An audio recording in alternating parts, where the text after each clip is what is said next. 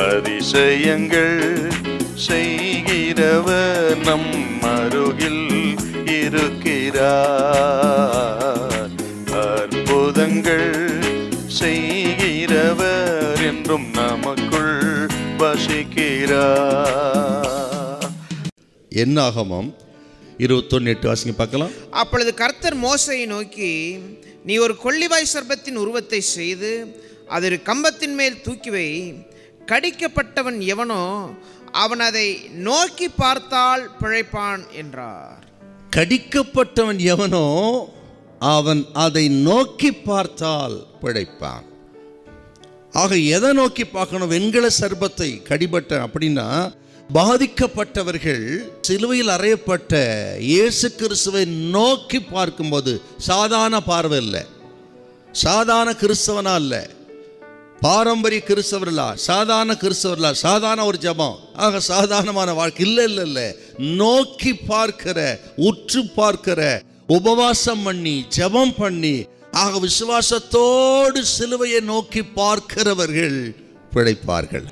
மனுக்குலத்துக்கு பாவம், சாபம், வியாதி, மரணம் வந்ததே ஒரு பார்வையினாலே.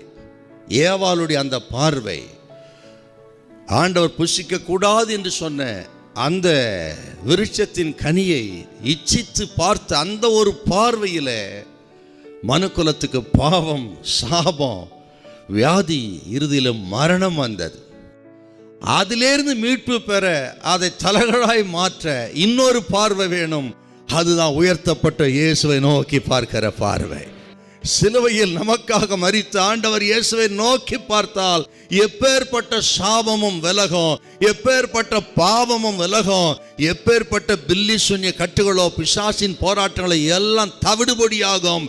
இத்தனை வருஷங்கள் குடும்பத்தை அடித்த, உங்களுடைய வியாபாரத்தை கெடுத்த, தொழிலை கெடுத்த, பிள்ளைகளை அடித்த எல்லா சாபத்துக்கும் பிரச்சனைக்கும் இந்த நாளிலே ஒரு முடிவை உண்டு பண்ணி நீங்கள் பிழைப்பீர்கள்.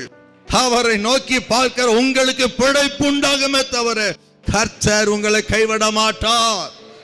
அந்த பாளையத்தில் அவர்கள் வேற எதையும் பார்க்கப்படாது, கூடாரத்தை அல்ல, அங்க இருக்கிற மனிதர்களை அல்ல, வேற எதையும் அல்ல, பாளையத்தின் மையத்திலே உயர்த்தப்பட்ட வெண்கல சர்ப்பத்தை தான் நோக்கி பார்க்கணும். அதே போல கர்த்தர் சொல்லுகிறார், நாம பிழைக்கணும்னா, நமக்கு ஆசீர்வாதம்னா வேற எதையும் அல்ல. ஆக மனிதர்கள் துரோகம் பண்ணியிருக்கலாம், அவர்களே அல்ல. ஆக உங்களுடைய கைத்தொழிலே அல்ல, திறமை அல்ல, அனுபவத்தை அல்ல, படிப்பை அல்ல, அதெல்லாம் இருக்கட்டும், செகண்டரி தான்.